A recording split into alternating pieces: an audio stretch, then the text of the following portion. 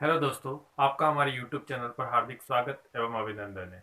हम लेके आए हैं political science BA first year first paper GGTU के न्यू एग्जाम पैटर्न के अनुसार ये प्री यूनिवर्सिटी टेस्ट का कुछ पेपर है जिसे हम यहाँ पर सॉल्व करने आए। BA first year second paper हम लेके आए हैं, तो इससे संबंधित कुछ प्रश्न बनाए हैं जिसको हम सॉल्व करेंगे और इससे ये पता करेंगे कि यूनिवर्सिटी का जो पेपर आएगा वो किस टाइप से आ सकता है। तो प्रैक्टिस पेपर है एक तरह से ये, तो हम इसको शुरू करते हैं। पहला क्वेश्चन है, भारतीय साहित्य के अनुसार मानवीय सभ्यता का जनक माना जाता है।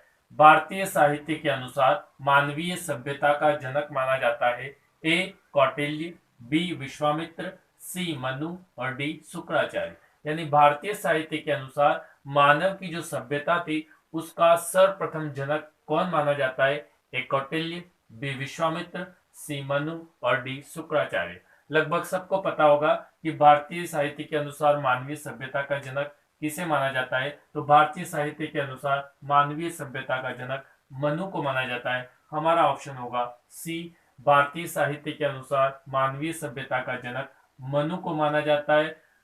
संसार का प्रथम व्यक्ति भी मनु को माना जाता है। पृथ्वी पर मानव सभ्यता का प्रथम जनक भी मनु को ही माना जाता है। अगला क्वेश्चन लेते हैं। डॉक्टर सोलेटोर के अनुसार मनुस्मृति की रचना का काल है। डॉक्टर सालेटोर के अनुसार मनुस्मृति की रचना का काल है, यानी मनुस्मृति के लेखक है मनु। और ये मनुस्मृति कब लिखी गई थी, अलग अलग विद्वानों ने अपनी अलग अलग राय दी है। तो डॉक्टर सोलेटोर ने क्या कहा है कि मनुस्मृति का रचना कब हुई थी? तो ऑप्शन ए है 1600 ईस्वी पूर्व से 1500 ईस्वी पूर्व तक, बी है 1500 ईस्वी पूर्व से 1400 ईस्वी पूर्व तक, सी है 1900 ईस्वी पूर्व से 1800 ईस्वी पूर्व और डी है 1700 ईस्वी पूर्व से 1600 ईस्वी पूर्व। यानी 1600 से 1500 ईस्वी पूर्व, 1500 से 1400 ईस्वी पूर्व, 1900 से 1800 ईस्वी पूर्व और 1700 से 1600 ईस्वी पूर्व। तो डॉक्टर सोलेटोर के अनुसार मनुस्मृति की रचना का काल है 1900 से 1800 ईस्वी पूर्व। यानी हमारा ऑप्शन होगा यहाँ पर सी, डॉक्टर सोलेटोर के अनुसार मनुस्मृति की रचना का काल 1900 ईस्वी पूर्व से 1800 ईस्वी पूर्व तक है। आगे बढ़ते हैं। मनुस्मृति कितने अध्यायों में विभाजित है? यानी मनुस्मृति जो बुक है मनु द्वारा लिखी गई उसको कितने अध्यायों में बांटा गया है? ए 12, बी 10, सी 15, डी 20।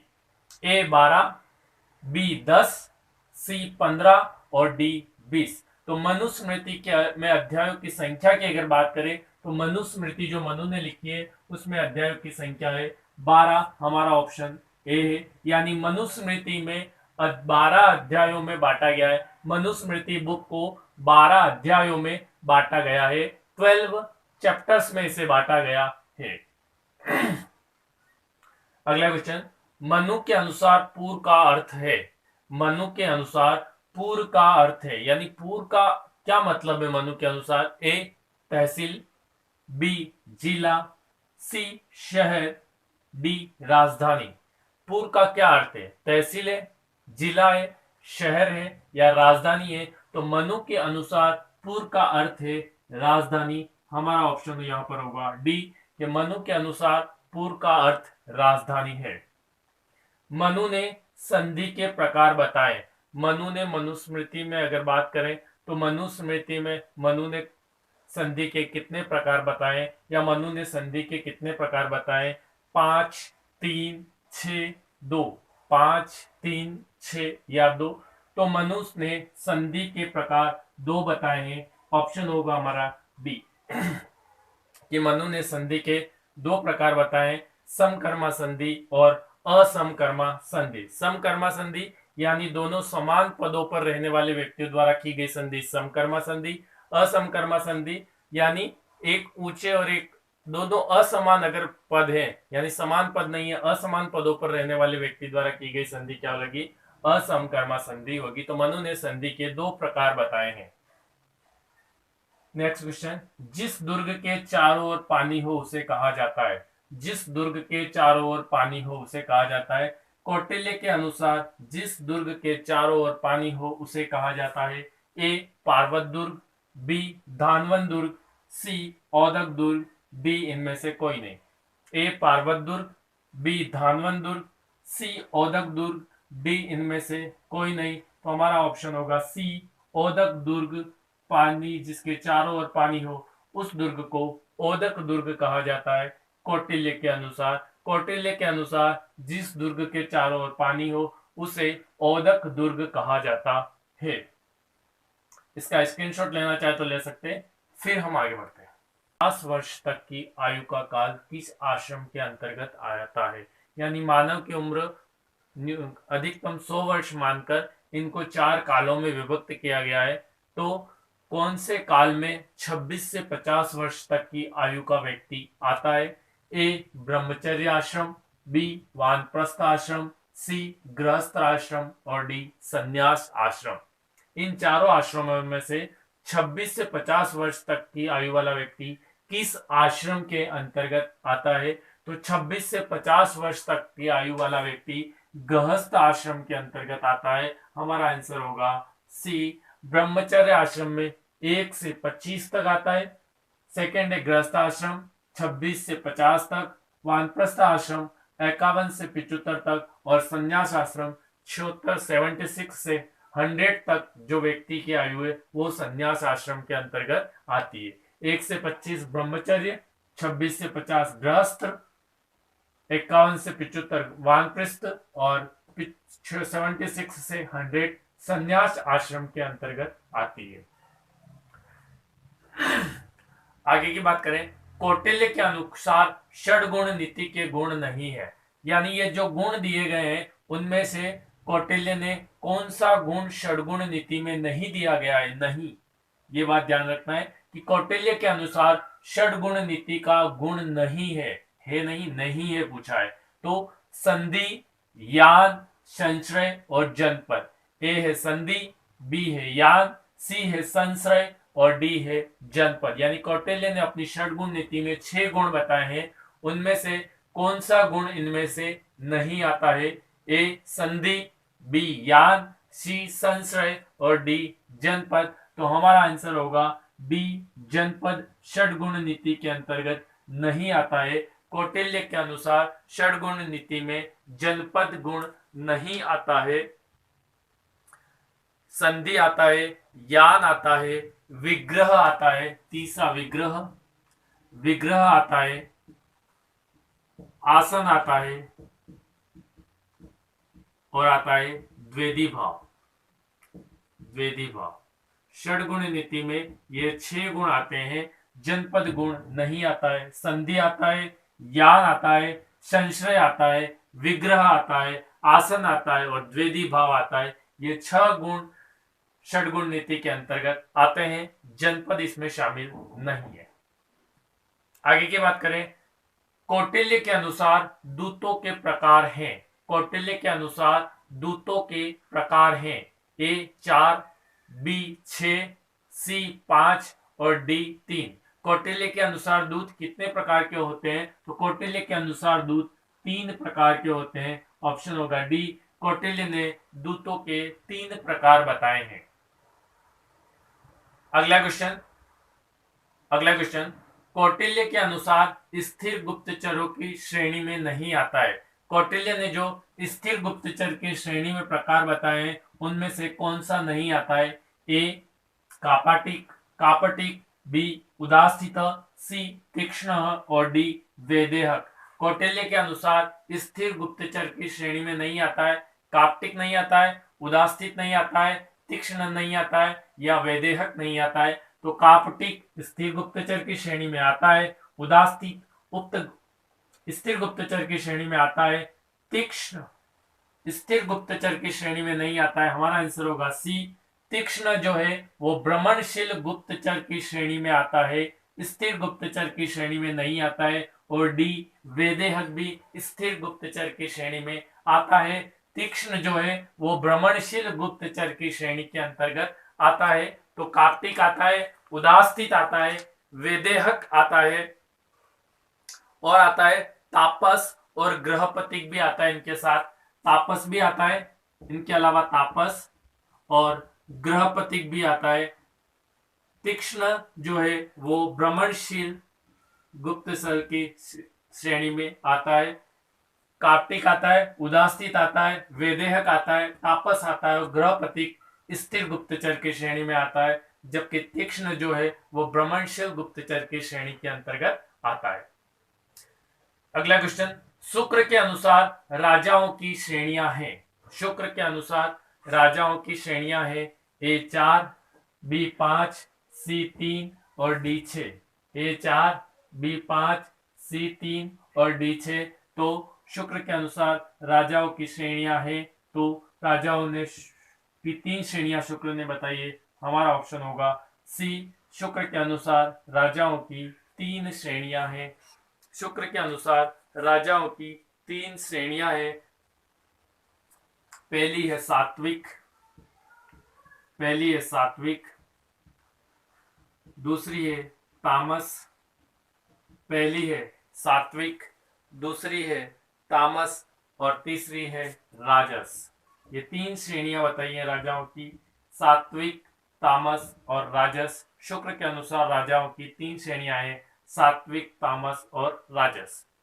अगला क्वेश्चन, शुक्र के अनुसार एक शासक को प्रति वर्ष अपने कर्मचारियों को वेतन अधिलाभ के रूप में प्रदान करना चाहिए। यानी एक शासक को अपने कर्मचारी को अधिलाभ के रूप में कितना वेतन प्रदान करना चाहिए। ए 10 दिन का, बी 25 दिन का, सी 20 दिन का या डी 15 दिन का।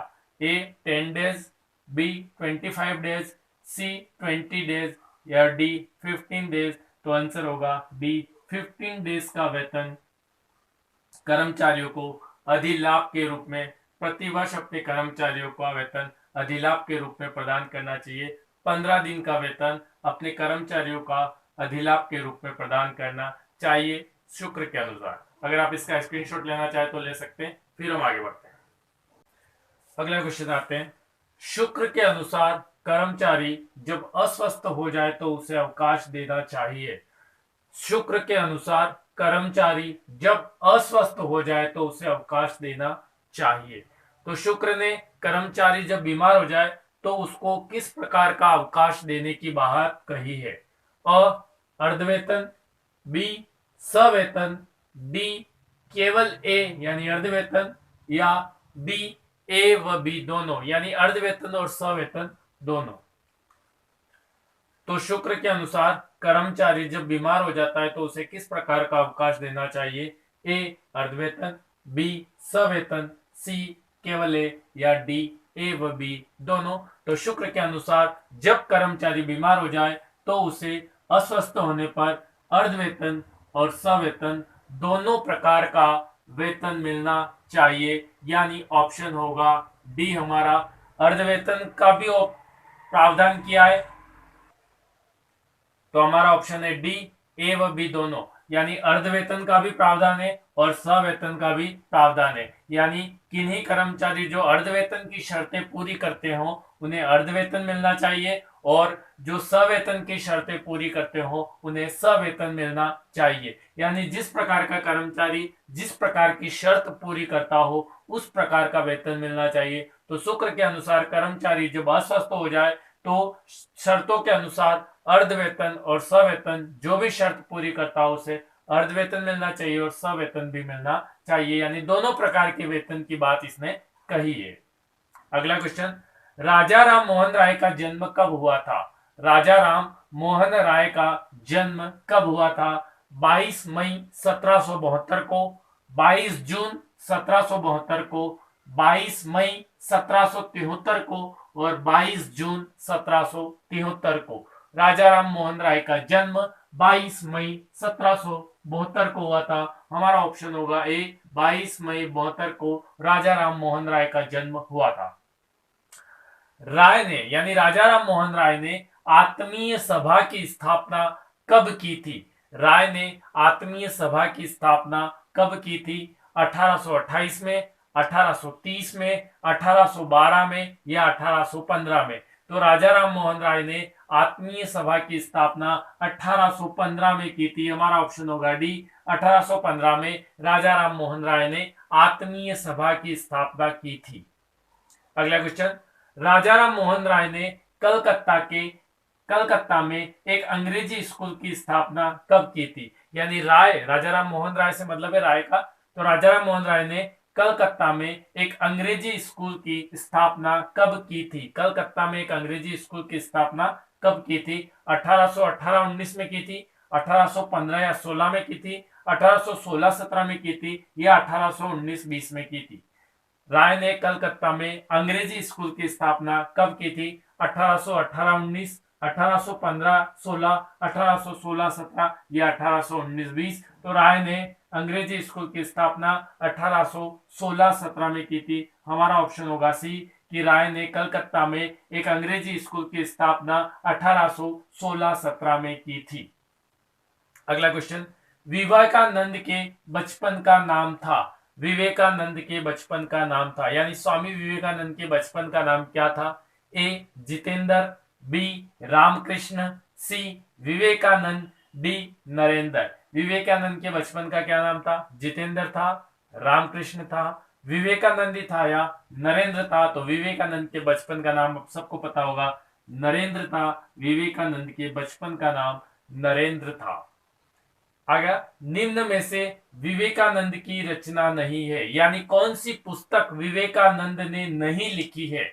ए modern India, B Maya and illusion, C Sanskar Vidhi, D the future of India. इन चारों पुस्तकों में से कौन सी पुस्तक विवेकानंद ने नहीं लिखी है? A modern India, B Maya and illusion, C Sanskar Vidhi और D the future of India. तो संस्कार विधि जो पुस्तक है वो विवेकानंद की नहीं है। मॉडर्न इंडिया विवेकानंद की है, माया एंड इल्यूशन विवेकानंद की है, the future of India Vivekananda की है, संस्कार हमारा सही आंसर है। संस्कार विधि जो पुस्तक है वो विवेकानंद ने नहीं लिखी है। ये पुस्तक लिखी है स्वामी दयानंद सरस्वती द्वारा। ये पुस्तक लिखी गई है, स्वामी दयानंद सरस्वती ने ये पुस्तक लिखी थी, संस्कार विधि। बाकी सारी पुस्तकें विवेकानंद ने लिखी थी। तो जो संस्कार विधि पुस्तक है वो स्वामी दयानंद सरस्वती द्वारा लिखी गई है। बाकी modern India Vivekananda, maya and illusion Vivekananda, the future of India Vivekananda द्वारा लिखी गई है। अगला क्वेश्चन, नवीन वेदांत मानववाद के संस्थापक है? नवीन वेदांत मानववाद के संस्थापक है? ए दयानंद सरस्वती, बी महात्मा गांधी, सी विवेकानंद और डी रामकृष्ण। तो नवीन वेदांत मानववाद के संस्थापक है विवेकानंद। हमारा ऑप्शन होगा सी, नवीन वेदांत मानववाद के संस्थापक विवेकानंद को कहा जाता है। हमारा ऑप्शन होगा यहाँ पर सी। अगला क्वेश्चन है, दयानंद सरस्वती का जन्म हुआ था? दयानंद सरस्वती का जन्म हुआ था? ए गुजरात में, बी पंजाब में, सी मोरवी में, डी टंकारा में। दयानंद सरस्वती का जन्म कहाँ हुआ था? ए गुजरात, बी पंजाब, सी मोरवी, डी टंकारा। तो दयानंद सरस्वती का जन्म टंकारा में हुआ था। ऑप्शन होगा बी, दयानंद सरस्वती का जन्म टंकारा में हुआ था। अब यहां पर टंकारा नहीं आता तो सेकंड ऑप्शन होता मोरवी भी सही है और गुजरात भी सही है, यानी तीनों ऑप्शन यहां पर सही है। लेकिन सबसे नजदीकी स्थान है टंकारा, यानी मेन स्थान टंकारा में हुआ था। टंकारा कहाँ आता है? मोरवी में आता है, और मोरवी कहाँ आता है? गुजरात में आता है। यानी पंजाब तो आंसर नहीं होगा, यानी गुजरात के मोरवी में टंकारा के नामक स्थान पर दयानंद सरस्वती का जन्म हुआ था। अगर टंकारा नहीं आता है तो मोरवी सही होगा, और टंकारा और मोरवी दोनों नहीं आते तो गुजरात हमारा आंसर सही होगा। तो दयानंद सरस्वती का जन्म गुजरात के मोरवी नामक कस्बे में टंकारा नामक स्थान पर हुआ था। दयानंद के अनुसार यम है, यानी दयानंद ने यम के कितने प्रकार बताए हैं? कितने प्रकार के यम है? ए 5, बी 6, सी 8 और डी इनमें से कोई नहीं। दयानंद के अनुसार यम है, यम कितने हैं? 5 हैं या 6 हैं या 8 है या इनमें से कोई नहीं। तो दयानंद ने यम बताए हैं 5। दयानंद के अनुसार यम 5 है। हमारा ऑप्शन होगा ए यहां पर सही होगा। दयानंद ने यम को 5 प्रकार बताए हैं। कौन कौन से लिख देते हैं? सत्य, अहिंसा, सत्य, अहिंसा, अस्तेय, अस्तेय, अपरिग्रह, अपरिग्रह, सत्य, अहिंसा, अस्तेय, अपरिग्रह और ब्रह्मचर्य। ये 5 प्रकार के यम दयानंद सरस्वती ने बताए हैं। सत्य, अहिंसा, अस्तेय, अपरिग्रह और ब्रह्मचर्य, दयानंद ने ये 5 प्रकार के यम बताए। अगला क्वेश्चन, दयानंद के अनुसार स्त्रियों के विवाह की आयु है। दयानंद के अनुसार स्त्रियों के विवाह की आयु कितनी है? 24 से 48 वर्ष, 15 से 20 वर्ष, 16 से 24 वर्ष या इनमें से कोई नहीं। तो दयानंद सरस्वती के अनुसार स्त्रियों के विवाह की उपयुक्त आयु 16 से 24 वर्ष माना है। हमारा आंसर होगा सही। दयानंद सरस्वती ने स्त्रियों के विवाह की आयु 16 से 24 वर्ष माना है। 16 to 24 ईयर्स स्त्रियों की विवाह की आयु को उचित माना है। अगला क्वेश्चन, अगला क्वेश्चन, गोपाल कृष्ण गोखले भारतीय राष्ट्रीय कांग्रेस के अध्यक्ष कब बने थे? यानी गोखले भारतीय राष्ट्रीय कांग्रेस के अध्यक्ष कब बने थे? ए 1889 में, बी 1905 में यानी 1889 में, 1905 में, 1902 में या 1908 में। गोखले भारतीय राष्ट्रीय कांग्रेस के अध्यक्ष कब बने थे? 1889, 1889, 1905, 1902 या 1908। तो गोखले भारतीय राष्ट्रीय कांग्रेस के अध्यक्ष 1889 में बने थे। हमारा आंसर होगा ए, गोखले भारतीय राष्ट्रीय कांग्रेस के अध्यक्ष 1889 में बने थे। अगला क्वेश्चन, गोखले ने सर्वेंट्स ऑफ इंडिया सोसाइटी की स्थापना कब की थी? गोपाल कृष्ण गोखले ने सर्वेंट्स ऑफ इंडिया सोसाइटी की स्थापना कब की थी? 1905 में, 1889 1889 में, 1948 यानी 1948 में या 1950 1950 में। सर्वेंट्स ऑफ इंडिया सोसाइटी की स्थापना गोखले ने 1905 में की थी। हमारा ऑप्शन ए होगा सही। गोखले ने सर्वेंट्स ऑफ इंडिया सोसाइटी की स्थापना 1905 में की थी। अगला प्रश्न, गोखले के प्रशासनिक विकेंद्रीकरण में सम्मिलित नहीं है।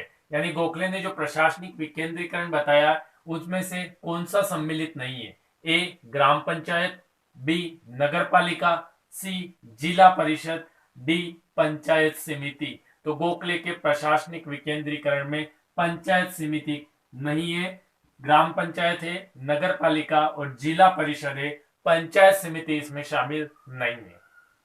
तिलक ने दक्कन एजुकेशन सोसाइटी की स्थापना की थी। तिलक ने दक्कन एजुकेशन सोसाइटी की स्थापना की थी 1888 में, 1889 में, 1885 में या 1890 में। 1888, 1889, 1885 या 1890। तिलक ने दक्कन एजुकेशन सोसाइटी की स्थापना कब की थी? तो दक्कन एजुकेशन सोसाइटी की स्थापना तिलक ने 1885 में की थी। हमारा आंसर होगा सी। तिलक ने दक्कन एजुकेशन सोसाइटी की स्थापना 1885 में की थी। आगे बढ़ते हैं। निम्न में तिलक की रचना नहीं है, यानी निम्न में से कौन सी पुस्तक बाल गंगाधर तिलक ने नहीं लिखी है? The Orion 1897, modern India, Gita Rahasya, the Arctic home of the Vedas. यानी इनमें से कौन सी पुस्तक है जो तिलक द्वारा नहीं लिखी गई है? The Orion 1897, modern India, Gita Rahasya, the Arctic home of the Vedas. तो निम्न में से तिलक की रचना नहीं है। तो मॉडर्न इंडिया तिलक की रचना नहीं है। मॉडर्न इंडिया स्वामी विवेकानंद की रचना है। दी ओरियन 1897 तिलक की रचना है, मॉडर्न इंडिया विवेकानंद की रचना है, गीता रहस्य तिलक की रचना है, the Arctic home of the Vedas Tilak की रचना है।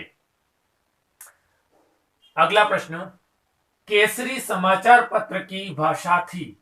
केसरी समाचार पत्र की भाषा थी। ए मराठी भाषा में आता है, बी अंग्रेजी भाषा में आता है, सी बंगाली में आता है, या डी गुजराती में आता है। तो केसरी समाचार पत्र मराठी भाषा में आता है। ऑप्शन होगा ए, केसरी समाचार पत्र की भाषा मराठी थी। हमारा ऑप्शन होगा ए, केसरी समाचार पत्र मराठी भाषा में आया था, प्रकाशन होता था।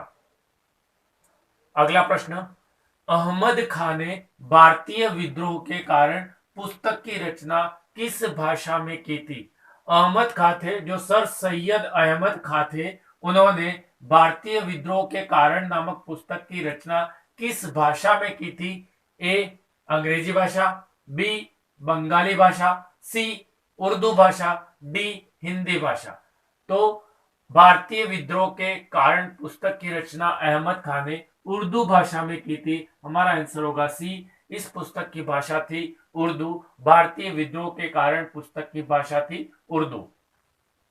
अगला प्रश्न, सितारे हिंद की उपाधि से सम्मानित किया गया है, यानी सितारे हिंद की उपाधि से इनमें से किसे सम्मानित किया गया है। ए बाल गंगाधर तिलक, बी महात्मा गांधी, सी सर सैयद अहमद खां, डी इनमें से कोई नहीं। तो सितारे हिंद की उपाधि से सर सैयद अहमद खां को नवाजा गया है। तो हमारा आंसर होगा सी, सम्मानित किया गया है सितारे हिंद की उपाधि से सर सैयद अहमद खां को। अलीगढ़ मुस्लिम स्कूल का स्थापना दिवस था, यानी अलीगढ़ मुस्लिम स्कूल की स्थापना कब हुई थी। 24 मई 1875, 24 जून 1875, 24 दिसंबर 1875 या 24 जनवरी 1875। तो अलीगढ़ मुस्लिम स्कूल की स्थापना 24 मई 1875 को हुई थी। हमारा ऑप्शन होगा ए, 24 मई 1875 को अलीगढ़ मुस्लिम स्कूल का स्थापना दिवस माना जाता है।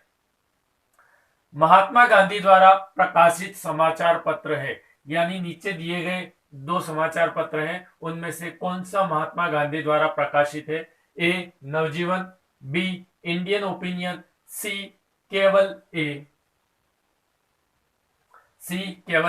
डी ए व बी दोनों। तो महात्मा गांधी द्वारा प्रकाशित समाचार पत्र नवजीवन भी महात्मा गांधी द्वारा प्रकाशित है और इंडियन ओपिनियन भी महात्मा गांधी द्वारा प्रकाशित है। तो हमारा आंसर होगा डी, ए व बी दोनों, यानी नवजीवन और इंडियन ओपिनियन दोनों समाचार पत्र महात्मा गांधी द्वारा प्रकाशित किए जाते हैं।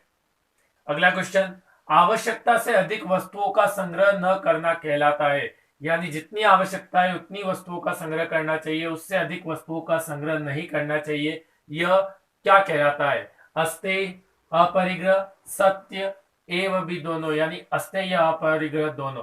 तो अस्तेय का मतलब है चोरी नहीं करना, सत्य का मतलब है सत्य बोलना, और अपरिग्रह का मतलब है आवश्यकता से अधिक वस्तुओं का संग्रह नहीं करना चाहिए। ऑप्शन होगा बी, अपरिग्रह का अर्थ है आवश्यकता से अधिक वस्तुओं का संग्रह नहीं करना चाहिए। आगे बढ़ते हैं। करो या मरो का नारा कब दिया गया था। करो या मरो का नारा कब दिया गया था।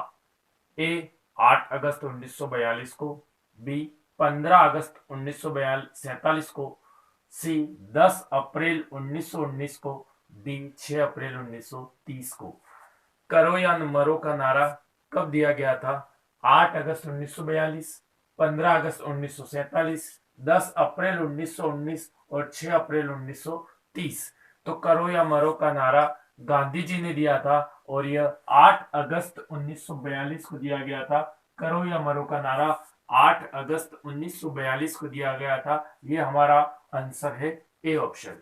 करो या मरो का नारा गांधी जी ने 8 अगस्त 1942 को दिया था। अगला क्वेश्चन, जवाहरलाल नेहरू की माता का नाम है।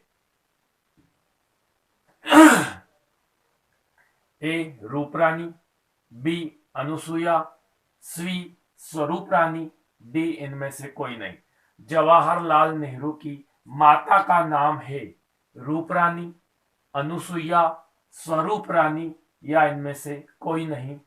तो हमारा आंसर होगा सी स्वरूप रानी। जवाहरलाल नेहरू की माता का नाम है ऑप्शन सी हमारा सही होगा। जवाहरलाल नेहरू की माता का नाम है स्वरूप रानी। आगे बढ़ते हैं। असहयोग आंदोलन कब हुआ था? असहयोग आंदोलन कब हुआ था? ए 1920 को, बी 1925 को, डी 1935 को और डी 1928 को। असहयोग आंदोलन कब हुआ था? ए 1920, बी 1925, सी 1935, डी 1928। तो असहयोग आंदोलन हुआ था 1920। हमारा ऑप्शन होगा ए, असहयोग आंदोलन 1920 में हुआ था। नेक्स्ट क्वेश्चन, भारत की विदेश नीति को दृढ़ता प्रदान करने वाले व्यक्ति हैं। भारत की विदेश नीति को दृढ़ता प्रदान करने वाले व्यक्ति हैं। ए महात्मा गांधी, बी भीमराव अंबेडकर, सी जवाहरलाल नेहरू, डी महात्मा गांधी और जवाहरलाल नेहरू दोनों।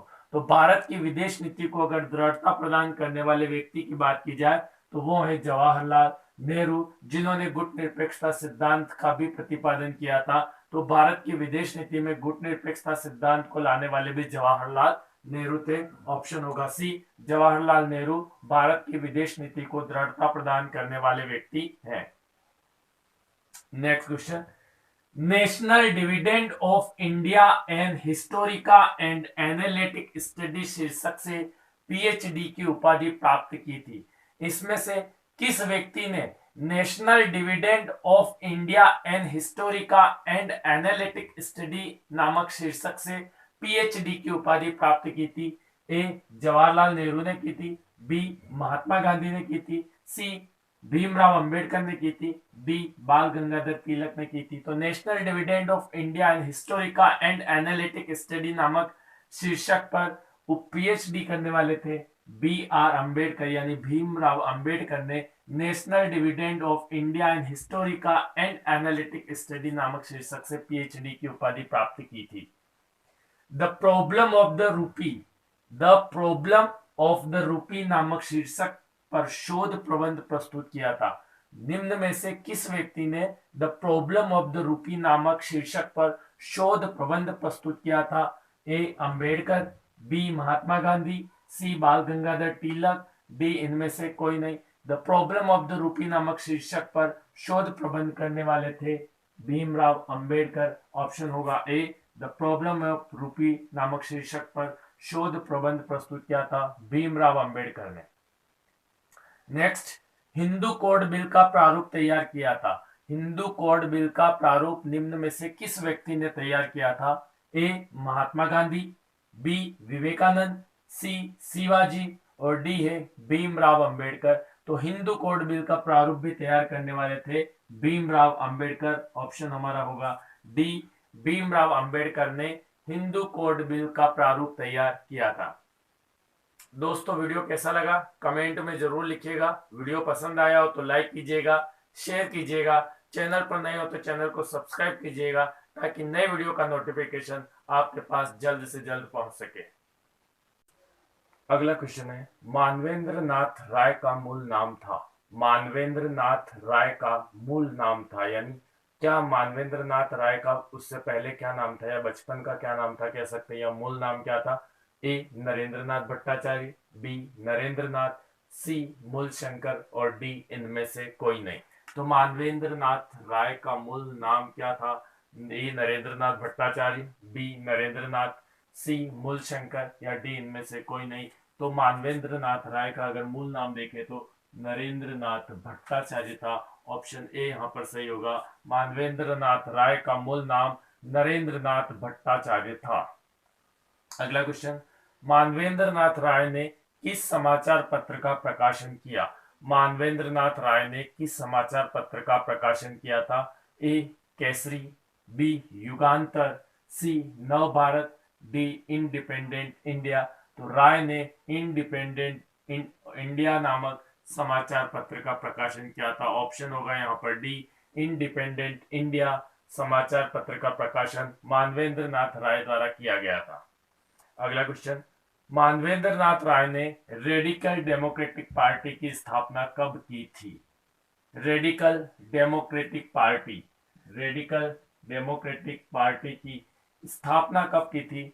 ए 1887 में, बी 1836 में, सी 1940 में, डी 1954 में। ए 1887, बी 1836, सी 1940, डी 1954। तो राय ने रेडिकल डेमोक्रेटिक पार्टी की स्थापना 1940 में की थी। हमारा ऑप्शन होगा यहाँ पर सी कि मानवेंद्र नाथ राय ने रेडिकल डेमोक्रेटिक पार्टी की स्थापना 1940 में की थी। अगला क्वेश्चन, जयप्रकाश नारायण का जन्म स्थान है। जयप्रकाश नारायण का जन्म स्थान है। ए सीता बदियारा, बी कीता बदियारा, सी बंगाल और डी हुगली। तो जयप्रकाश नारायण का जन्म स्थान है सीता बदियारा। ऑप्शन होगा ए सीता बदियारा में जयप्रकाश नारायण का जन्म हुआ था। अगला क्वेश्चन, जयप्रकाश नारायण का विवाह कब और किसके साथ हुआ?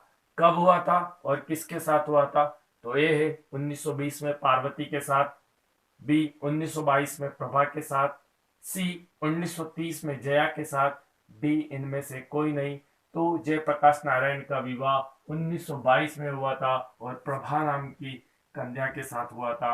ऑप्शन हमारा होगा डी 1922 में प्रभा नामक कन्या के साथ या स्त्री के साथ इनका विवाह हुआ था। 10 अगस्त 1970 को जयप्रकाश नारायण अध्यक्ष बने थे, यानी 10 अगस्त 1970 को जयप्रकाश नारायण इनमें से किस संस्था के अध्यक्ष बने थे? ए इंसानी बिरादरी, बी शकुदर आश्रम, सी कांग्रेस समाजवादी पार्टी, डी बिहार छात्र संघ समिति। इंसानी बिरादरी, शकुदर आश्रम, कांग्रेस समाजवादी पार्टी, बिहार छात्र संघर्ष समिति। तो 10 अगस्त 1970 को जयप्रकाश नारायण इंसानी बिरादरी के अध्यक्ष बने थे। ऑप्शन होगा ए 10 अगस्त 1970 को जयप्रकाश नारायण इंसानी बिरादरी के अध्यक्ष बने थे। नेक्स्ट क्वेश्चन है, लोहिया के पीएचडी का शीर्षक था, यानी कि राम मनोहर लोहिया के पीएचडी का शीर्षक था। राम मनोहर लोहिया ने किस विषय पर पीएचडी की थी? इसका शीर्षक क्या था? ए नमक, बी सत्याग्रह, सी नमक और सत्याग्रह, डी इनमें से कोई नहीं। तो राम मनोहर लोहिया के पीएचडी के शीर्षक की बात करें तो नमक और सत्याग्रह इनके पीएचडी का शीर्षक था। ऑप्शन होगा सी, राम मनोहर लोहिया के पीएचडी का शीर्षक नमक और सत्याग्रह था। लोहिया ने अपना शोध प्रबंध किस भाषा में किया था? यानी राम मनोहर लोहिया ने अपना जो शोध किया था, पीएचडी की थी, वो किस भाषा में की थी? ए अंग्रेजी, बी जर्मनी, सी फ्रेंच, डी हिंदी। ए अंग्रेजी, बी जर्मनी, सी फ्रेंच, डी हिंदी। तो लोहिया ने अपना शोध जर्मनी भाषा में पूरा किया था। ऑप्शन होगा बी, क्योंकि उन्होंने जर्मनी में ही अपना शोध प्रबंध किया था। तो लोहिया ने अपना शोध प्रबंध जर्मनी भाषा में पूरा किया था। नेक्स्ट, लोहिया द्वारा लिखित पत्रिकाएं हैं। लोहिया, राम मनोहर लोहिया ने कौन कौन सी पत्रिकाएं लिखी है? ए मैनकाइंड, बी जन, डी ए व बी दोनों, डी इनमें से कोई नहीं। तो राम मनोहर लोहिया ने मैनकाइंड भी राम मनोहर लोहिया ने लिखी और जन भी राम मनोहर लोहिया ने लिखी है। तो हमारा ऑप्शन होगा सी, ए व बी दोनों पत्रिकाएं राम मनोहर लोहिया द्वारा लिखी गई है। ऑप्शन होगा सी कि मैन लोहिया द्वारा लिखित पत्रिकाएं मैनकाइंड और जन दोनों पत्रिकाएं ए व बी दोनों राम मनोहर लोहिया द्वारा लिखी गई है। ऑप्शन हमारा होगा सी। एक घंटा देश को दो रचना किसकी है? एक घंटा देश को दो, ये रचना किसकी है? ए महात्मा गांधी, बी अम्बेडकर, सी राम मनोहर लोहिया और डी इनमें से कोई नहीं। तो एक घंटा देश को दो रचनाएं राम मनोहर लोहिया की है। हमारा ऑप्शन होगा सी। यानी लोहिया द्वारा लिखित पत्रिकाएं मैनकाइंड और जन दोनों है और एक घंटा देश को दो, ये रचना भी राम मनोहर लोहिया ने लिखी है। तो हमारा ऑप्शन होगा सी और सी। दोस्तों, वीडियो कैसा लगा कमेंट में जरूर लिखिएगा। वीडियो पसंद आया हो तो लाइक कीजिएगा, शेयर कीजिएगा। चैनल पर नए हो तो चैनल को सब्सक्राइब कीजिएगा ताकि नए वीडियो का नोटिफिकेशन आपके पास जल्द से जल्द पहुंच सके। धन्यवाद।